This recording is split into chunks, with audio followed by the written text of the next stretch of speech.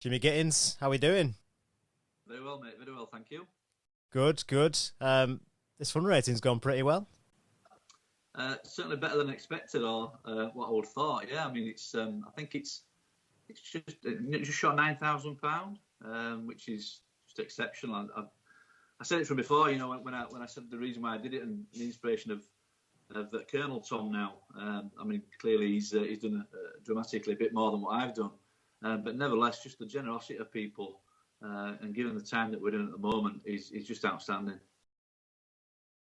It is amazing, as you said, like the times that we're in, and people just give so generously. Obviously, Colonel Tom raising millions and millions of pounds for the NHS, and what you've done absolutely phenomenal.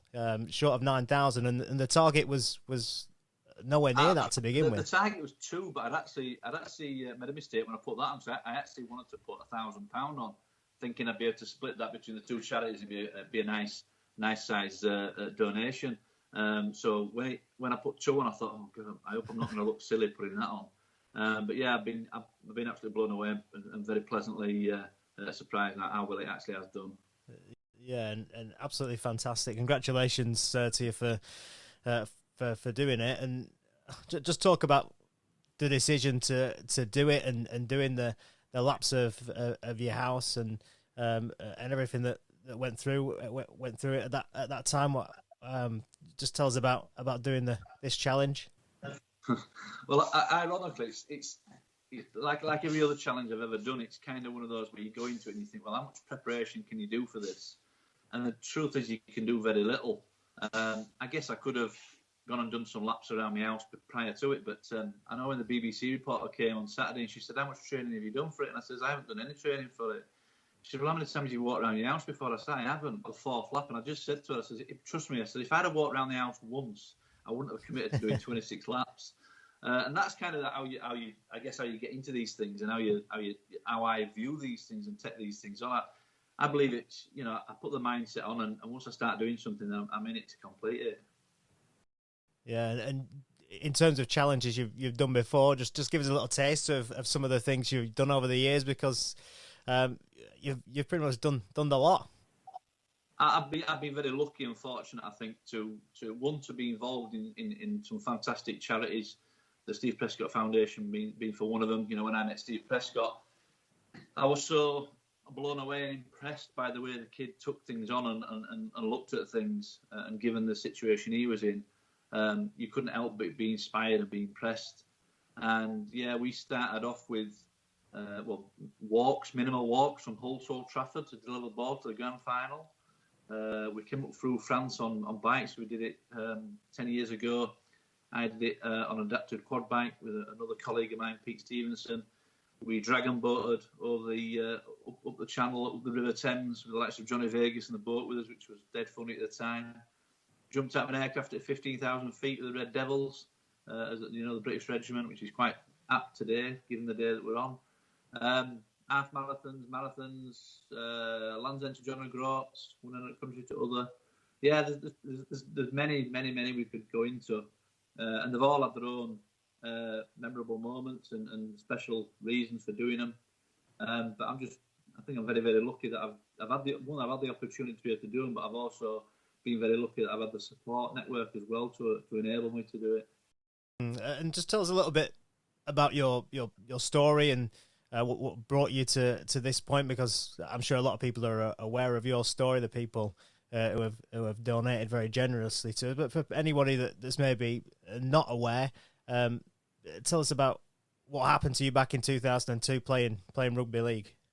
Yeah, I mean, like many lads, I've played rugby league since I was a kid.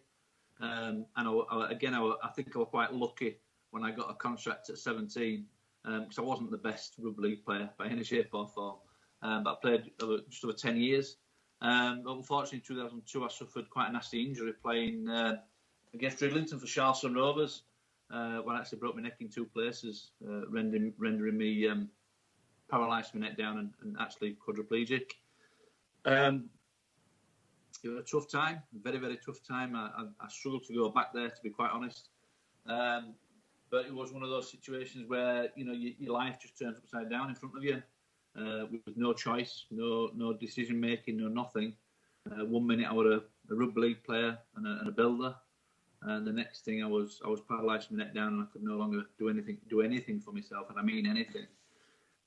So yeah, it was scary and difficult time, which is probably again quite apt given the situation that we're in now, because everybody's in scary and difficult times.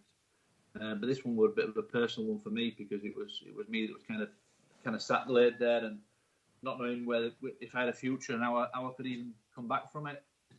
But again, it was about having the right people around me and having the right bit of information and I guess making that decision as well, that sometimes we can either give up or we can get up, and it sometimes comes down to that, as clear as that, and as I can sugarcoat it all you want, but believe you me, that's what it boils down to. And I made the decision to try and make the best of what I had, and I was lucky that I started to progress, and I got things back, and again with massive support and fantastic physiotherapy and the help of the NHS, down at Pinderfields, Wakefield, which again I can never speak highly enough of. I know at the moment we are going out on a Thursday night and clapping to our NHS, but I clap for our NHS full stop because of what they did for me. Yeah. So you struggled to go back there. But was there a clear moment though in kind of the early days of your recovery where you did think, right, I am going to push on now. I am going to try and get myself out of this hole that I'm in terms of the way I'm feeling about it? Or was there a clear moment, or was it a gradual thing with your support network, as you said? I got a lot of mail. Obviously, back then there was no social media, so there was no well-wishing via Facebook or Twitter or Instagram. It was all via cards and letters. And I got a card from a young lady, actually, that I'd not seen for a long time. And she kind of spelled out what she thought about me. And it was very, very kind what she'd said. And it kind of got me thinking, you know what, this isn't me. This isn't me now, sat where I'm sat. I need to do something about it. And as easy as that sounds, it was just out of a kind-natured card with some writing on it that made me think, right, I'm going to go and do something to give something back, because so many people have done things for me that to this day I can't thank people enough. But a lot of people did things for me that I didn't even know them. And again, I go back to how it's so different now with crowdfunding and just giving. There was none of that then. It was literally goodwill and gestures. And I started to I did a charity walk. I say a walk around Pugneys here in Wakefield, the lake, with my now two business colleagues, Steve Johnson and Tasha Green. And from that point onwards, I've got such a lovely feeling from doing something and giving something back, but it kind of almost gave me a new direction, I suppose, in life. Well, it certainly has done, because 17 years on and I'm still doing the charity events and different things. So yeah, that was probably the kickstart. And like I said, I've never really looked back on anything. I've loved doing everything, even when I've been tired and battered and my body's been in absolute bits. And it has been. I've still smiled about doing it, and I get excited about the thought of doing a challenge. One of the things that I was watching a video on your story, and you said that when you were in the hospital, I think it was your mum who put a poster on the wall with patience on it, and it got me thinking as well about these times as well, and probably patience, a real undervalued word in life, really, that we don't really have much of it these days. But how much did that word help you, that it is slowly, and you have got to be patient in any kind of thing in life, particularly the recovery and rehabilitation you were going through? Oh man, I mean, I remember when she came. I can remember as clear as bell. She walked down, and this thing was it was probably a good 3 foot long. Just the word patience on this poster, and the blue tacked it above my bed in the hospital. So for quite a while, I didn't actually see it, because until I got out of bed and turned around in a wheelchair to look up, I couldn't see the word. But obviously I knew the word. I learned a new meaning of patience, if I'm honest, and I think that's what actually put me in good stead, because sometimes, as much as we want to change something, or we want something back to normal, it has a time process. We can't forget that. And patience is that one thing that we can all have in order to try and get through it. And again, you can lead off then into putting things into perspective and looking at things, but control the controllables. control the things that we can control and don't worry about the things that we can't. And I think that's for me, that's the idealistic part of patience. We've all got it. We can all have as much or as little of it as we want, but it's how we choose to use it. And I think that's why patience for me is massive. It'll get you through pretty much anything if you give yourself that bit of time. Yeah, one of the things you also talked about was setting those little goals and making those the slow, steady progress again something that anybody could set into to their life really to make things better on a daily basis. Yeah, I mean, look, you and I could set different goals and we can have different levels and different heights of them. But the process behind a goal is to make them achievable. It's no having a goal that's so far out of reach that all you do is fall back down or you don't actually achieve it. Having a small, achievable goal, when you achieve that goal, no matter what, it will give you a sense of pride and it will give you a sense of completion. And it'll allow you to then be motivated enough to go on to another goal and then another goal. And before you know it, the actual bigger thing that you wanted or that thing that you're aiming for is so much closer to you. And like I say, it gives you the chance to have a little bit of a pat on the back as well along the way. And you mentioned Steve and Natasha. They're one of the things you did as part of your rehabilitation, but also I suppose changing with the way your life had changed and needing a new interest in terms of business was set up a rehabilitation centre. Why did you do that at that point? It seems you're kind of controlling the controllables there in terms of setting up your own centre. Well, I'll be brutally honest, shall I, with the answer to it is that I'm a Yorkshireman, so I'm tighter than a submarine door, and I soon realised that I wasn't going to be able to afford to pay for treatment on a private scale for the rest of my life. I had no big compo claim or big lump of money, and it was expensive. So I thought, well, the best way to do it is to set my own rehab centre up, and then at least I can get some treatment there. No, the real terms was, I mean, Natasha always spoke. She was my first physio, and she was the one that always stressed that before therapy was being able to have a different view on it and a different outlook on it.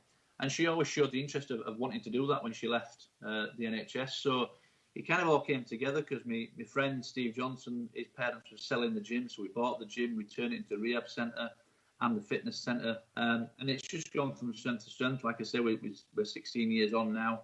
Obviously, at the moment, our doors are shut, so we can't treat anybody and we can't have any clients in. But they're all been really good about it and sticking with us, and hopefully when we lift, then we can get back to doing what we're doing. And there's no better feeling knowing what somebody comes in when I know how they feel when they come in with the post-injury and they're probably quite glum and flat, and then 3-6 months later and they go back out of there with smiles on their face and they've made massive gains. There's absolutely no better feeling than watching people do that. And like I say, I mean, the people that we have there, the physiotherapist Natasha, they really are. They change people's lives. She changed my life, and the physios continue to do it now. Because when I go out and do these challenges, they put me back together.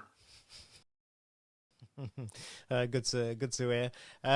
In terms of challenges, then you mentioned some of the ones you've done before, but I suppose at that time and with your rehabilitation, everything is a challenge. Talk about some of the personal challenges and goals. I think in 2007 got married. Obviously, you fathered your children as well, and when you were sitting in the hospital bed, given that news by the doctors that you might not even be able to sit up again, some of these things must have been so distant and unachievable, I suppose, at that time. But with every stride that you've made all these things possible. Yeah, I mean, again, I suppose, some people are motivated by being told they can't or they shouldn't or won't. I think that's certainly how it worked for me. If you told me I can't do something, I'm going to go out and do it. And if you told me it's not possible, then I'm going to go out and prove you wrong. But I think certainly getting married and having the children, my kids are everything to me. All the challenges I've ever done, that's certainly been the best and biggest challenge I've ever had. And it still is to this day. They'll challenge me for the rest of my life, obviously. But yeah, if if you put them all down, all the stages of it, I've kind of done it quite constructively, really. You know, I used to look back and think, God, have I really got here? And then I started to take more notice of where I was going and what I was doing, and I've been a bit more constructive in what I've done. Because I think sometimes you can do things and you don't really give yourself the praise for what you've done. You don't really give yourself the merit. I say now, my wife's a paramedic, and we go out on clap on a Thursday night for the NHS. And like I say, for me, they should have been praised. They should always be praised and should never be taken for granted. And I think that's how sometimes we are as individuals. You know, everybody does amazing things. You know, we don't just have to go out and do a challenge just to be thanked or to have lots and lots of positive things said about us. We can do it on a day-to-day basis. We can go out and be the best that we can be. And to me, that's a challenge in itself every day. And in terms of then some of the challenges you mentioned some of them before. Are the ones that stand out the most rewarding ones? What when you look back, what did you maybe enjoy the most? I think when we did one of the first challenges we did was the Carnegie Challenge, which we came through France on bikes. The lads did it on bikes. I did an adapted quad bike. And I remember the first morning in France, and we probably met about 6:30, and the heat was coming through, and we all lined up to set off. None of us knowing where we were going. We're in the middle of Catalan, and I just remember looking and seeing everybody in the jerseys, and it was a surreal moment for me, because it was like being back playing on the field. It was like being back part of a team, because I was part of a team, and that was the first time I felt a real sense of pride before we set off, looking down and looking at the line of lads all setting out ready to take on a challenge. But yeah, I mean, memorable wise, I mean, mate, there's been so many. Me and Pete Stevenson, we did 3 countries in 3 days, 2 quads on a quad. 2 lads, Pete had a similar injury to me, and we decided to go on a quad bike without any support, without any backup, into Wales, up to Scotland, and back into England in 3 days. And I've got to be honest, there was some hairy moments on that trip alone. You know, not just the fact that we had to fend for ourselves, cook for ourselves, sort ourselves out in his little camping beds and what have you. We had people coming and trying to buy us quad bike offers in exchange for the supermarket trolley. We had a lady who we thought she was gonna come and chop us up in the middle of the night in Scotland, but actually she wanted to come down and give us a big bowl of food. You know, lots and lots of memorable things, from challenges where I've fallen into a canal on a mobility scooter. Yeah. School plan to get me out. I mean, there's that one came up on Twitter this week, didn't it? I think I saw you and Paul going back and forth. Yeah, it's one of them where we've never really told the story, but it's probably a story that's probably going to come out in a few after dinner speeches in the near future, I would think. Because, like I say, you know, we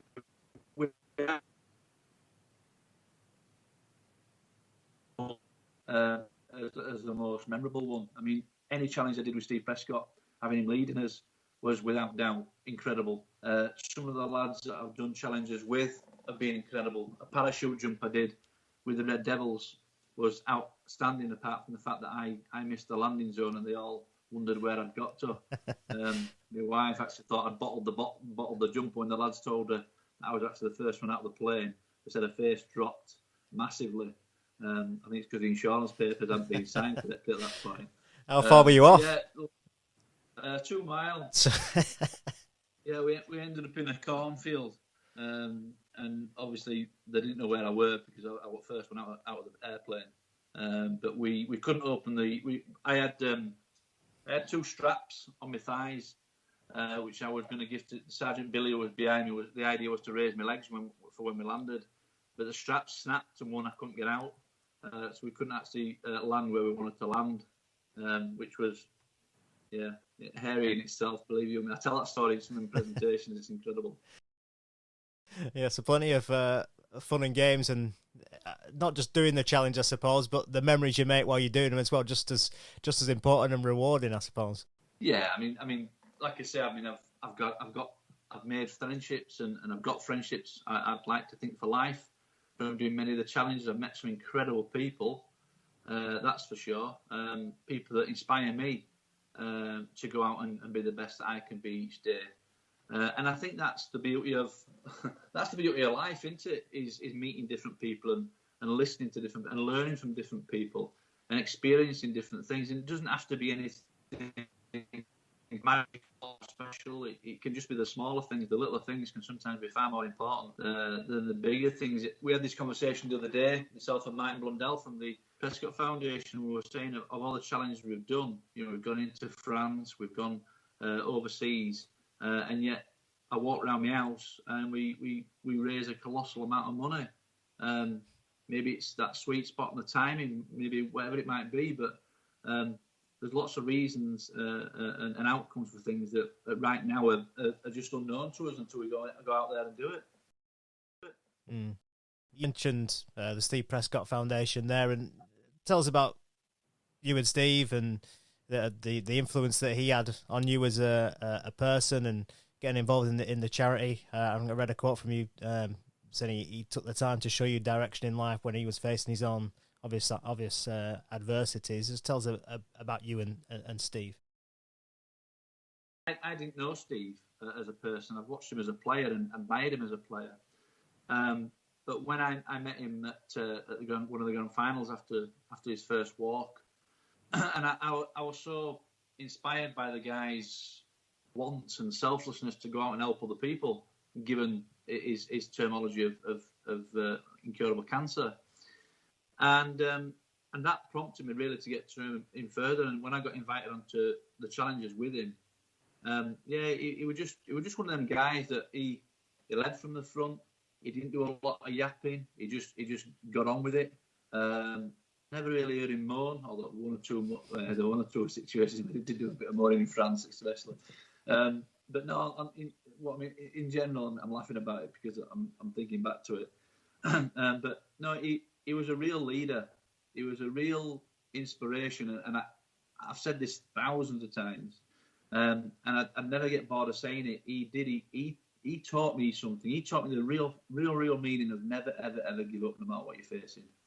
And you're right, he did. He gave me so much direction. I mean, in 2006, I was 4 years into my injury, and I was getting stronger, and I knew what I wanted to do, but I didn't really have the direction. And when I met Steve and the foundation, that's kind of what they gave me, and they gave me a purpose and a focus. And if I'm honest, I'll never ever be able to thank Steve for what he did for me. So that's why I believe in doing what I do to try and keep the legacy alive. And if that's some way of paying him back, then I can live with that. And the foundation obviously still going strong today. But I was looking at the timeline of events and what Steve actually did and the amount of events that were on every single year that he managed to do. Incredible, really, when you look back that what he actually managed to do in that space of time every year. Yeah, I mean, he never ceased to amaze me on when he'd sit around a table and come up with an idea of what he wanted to do. And I will say that there were still many challenges that actually he didn't get a chance to put on. So not only were the ones that he actually did, I'm sure in his own mind he probably had another handful that he still intended and still wanted to do. But sometimes he was pulled back. Lindsay would pull him back and say, "Come on, Steve," and Martin would pull him back. But 9 times out of 10, he got his way of where he wanted to go and what he wanted to do. Because he was a very, very determined young man. How do you get that much zest for life to go out and do things like he did? But he rubbed off on everybody. Everybody that we did the challenges with, all of the same kind of attitude that if he can do it, we can do it. And perhaps that helped when we were on board, when myself and Pete were doing the challenges as well. Pete did many of the challenges with us too. Maybe that helped people and inspired people. And I kind of stopped looking now for inspiration because I think that people in general can inspire you. They don't have to be in a certain situation or a circumstance. I just think by sticking together and doing things as a unit, as a team, you'll amaze yourself anyway, wherever you might end up and whatever you're doing.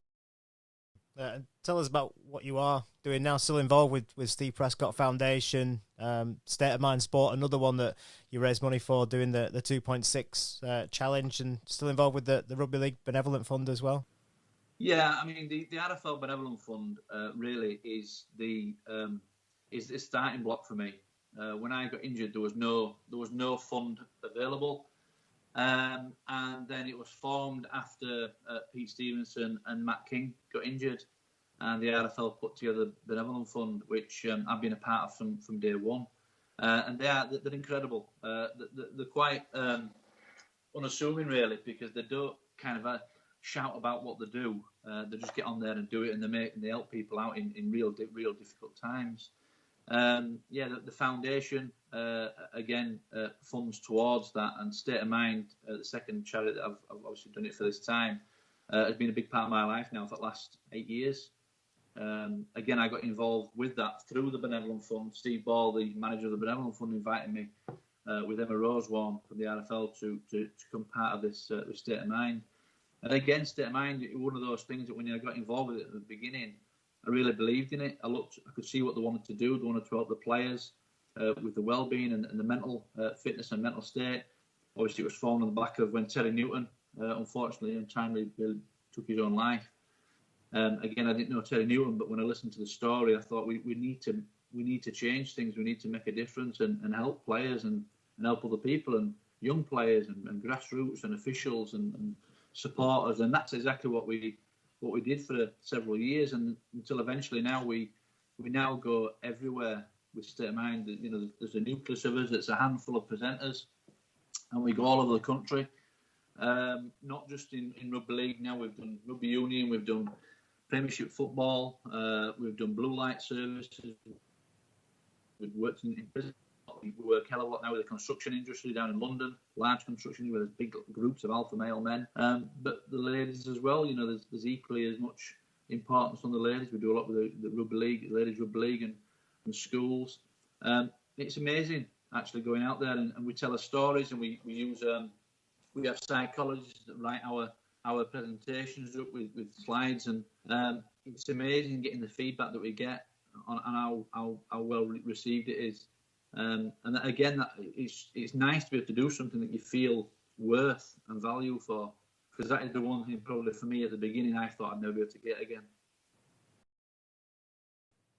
Yeah, and in terms of that and State of Mind and everything, how do you think right now, the situation everybody's going through right now, people are predicting, you know, that the long-term knock-on effects of mental health and things like that in with the lockdown and all that kind of thing, and the economic struggles we're going to come out with from this as well. Do you feel charities like State of Mind and other mental health charities are going to play an even more important part in our lives coming forward?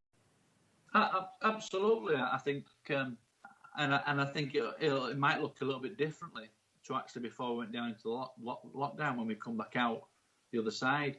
But I'm gonna stick my neck out a little bit and say that I think people will also have found their own resilience through all this, and I think people shouldn't underestimate themselves on how they're dealing with this. You know, every one of us will deal with it differently, but I actually think that people will come out of it on the whole stronger and with a different view on it. Maybe they respect things differently, see things differently. Absolutely, and undoubtedly there will be people that are really, really struggling with this, and hopefully we can be there for them on the other side.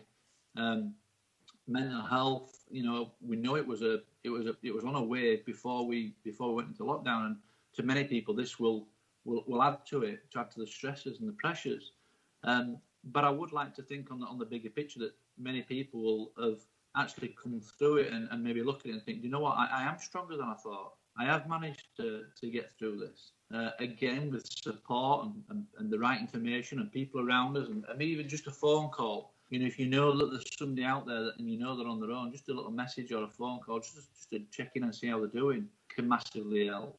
But I'm a big believer of resilience, and I think that resilience is the key to most things. You know, if we can if we can build the resilience and we can be stronger on ourselves, then we can try and avert some of the problems we get when we get stressed and we get pressures. It's a big number. Is on the resilience side of things. As looking at your website as well, and some of the obviously public speaking that you do, and you had some 4 little I suppose maybe mantras for life on there, about never giving up, appreciating life, keeping positive, and always believe. Little simple things, but things probably people sometimes forget or maybe overlook in their everyday lives when they do have these kind of stresses. Yeah, look, I think it's the simple things that to me are far more important than trying to be all complex and complicated about things. Life shouldn't be complicated. We can simplify things, and it is down to us all sometimes looking in the mirror and thinking, right, how do we deal with this? Can we deal with this? If we can't deal with it, I need some help. Where do I go? And that's one of the mantras that we have with State of Mind, is that if you feel you need some help, ask for it. Put your hand out. There'll always be somebody that'll put their hand back to you and they'll pull you up off the ground and get you going. And likewise, if you spot something in somebody, if you spot a difference in somebody, put your hand out and ask them if they're okay. There's no shame in asking somebody if they're okay, and there's no shame in asking if you need some help. I have those mantras and I live by them. I live very much by them. I won't shirk from them. I don't want to give up. I won't give up. I won't ever give up. I have too many people I want to look after, and there's too many things I want to do to want to give up. I still have bad days. I still have days where I go really flat. In fact, I had a day yesterday where I really just struggled to motivate myself. I just wanted to do nothing. And sometimes it's okay to have those days, to be honest. You can almost call them reset buttons. But I've gone back. I went to bed last night and I've got up this morning a different person again. And I thought, right, no, that's not how it's going to be. I've got a bit of fencing to paint. I'm doing a podcast for yourself. And I'm hopefully going to have a Victoria sponge cake and a nice cup of tea later on. And so, you've got to look at the little things in life to try and appreciate things and to try and get through on things. Don't give yourself things to try and to look at that are so far away or so big that you never actually see them or get to them. So many people I listen to and tell me what their aims are and what they're wanting to achieve. And I think it's sad, really, because they're never actually going to achieve it and they're never going to get there. So they're only going to put added pressure on themselves or doubts that they can't actually achieve it. So again, it's, we go back to achievable goals and using that resilience and those mantras there on that website of, just never give up and just allow yourself to go forward with things and see things for what they are. Obviously, we're in a time now where you can't necessarily plan too much. But have you got things lined up in terms of the challenges? If we go back to that, just have you got things you want to do down the line? Yeah, I was planning a challenge in October anyway. Myself and Skull at Portugal thought I wanted to do like a coast to coast, but one where we've got nobody with us. Literally go a little bit off terrain. A company had offered me this off-terrain vehicle. They reckon it were unstoppable. So I thought, well, I'll put that to its test and see how we go with that. But whether that'll come off or not now, I don't know. Obviously, we're working behind the scenes with State of Mind. We're doing quite a lot of virtual recording this week. On Wednesday, I'm going down to Kidderminster, where we're going to be all in isolation. We're going to put into a booth and we're going to do a recording of our sessions. To go out to a large company. Maybe that's the way forward for the time being. But yeah, we're putting out quite a lot of infrastructure and a lot of work behind the scenes to try and make these things possible. I personally, I like face to face. I like going out and meeting people and doing the sessions that way. But we've still got to somehow get these messages across, and we've still got to try and get this information out there, because, like we said before, there will be people sat at home at the moment who are really, really worried and not so sure on the outcome of things. I don't think any of us are sure on the outcome. We can't be, can we? Because we don't know what the outcome's going to be. All we do know is that we can do our bit by staying at home, looking after ourselves, looking out for your neighbour, maybe looking out for your family members who we know that's isolating. And by doing that, we will get to the other side. Absolutely, we will get through, and we'll get through the other side. And like I said before, I'd like to think that we get out of it in a better position than when we went into it. I think I've seen a lot of people's kindness. I've seen a lot of people wanting to go out there and help other people, even when themselves are down, which I go back to right from the beginning is why I got involved with Steve Prescott. And I think that when we get out of this, we'll see things differently. And hopefully we'll be a kinder set of people, bunch of people. We might want to help people a little bit more than what we were doing before, maybe lose a bit of selflessness. And, you know, if there is a positive to be had out of it, it is that we will come out better people. And we will come out of it without a shadow of a doubt. There's people gone through hardships, and there's people lost people, and we know that. I'm not shirking away from that. But we still have to go forward. We still have to keep pushing and going forward to get through to the other side. And closing the book on this challenge now, nearly £9,000 raised. One of the things I just did want to ask you about from before, the image of your son with his arm around you as you're doing the challenge and walking. And I saw someone had very kindly done some artwork of that picture. When you look at that must make you so proud to see that. To see that image, it's quite iconic, really, of your challenge and of the inspiration people are taking from this lockdown. Yeah, I mean, talk about a picture that speaks 1,000 words. I didn't know the picture had been taken initially. My wife obviously took it from behind when my son had come up behind me here and put his arm around me to help me up the ramp that I've got in front of this window where I'm talking to you now. And from that, then a friend of mine, Richie Brown, gave it to a young lady called Vicky, who's very, very talented artist, and she put that picture together literally overnight. And he came and gave me it over the garden gate, and I've got to be honest, I shed a few tears. Not just because of the kindness, but also because of what the picture represents. My young boy, who, like I said, you know, at one point I thought I'd never be able to have children, and so to have a lovely little boy and a stunning little girl is just you know, for me, it's everything. And yeah, my little boy would help me up that ramp there with his arm around me. Incredible, absolutely incredible. And like I said, massive thanks to Vicky for putting the picture together. Very, very talented. But yeah, it was just when we talked about the moments from challenges, I guess, you know, if we have this conversation in 6 months' time, that in itself, that picture, that moment, was everything. And it made the whole challenge absolutely worthwhile doing. And I'd do it again tomorrow just for that moment. Excellent. Jimmy, thanks very much for joining us, and congratulations again on the amazing fundraising effort. Yes, mate. Thank you. Thank you much for your time.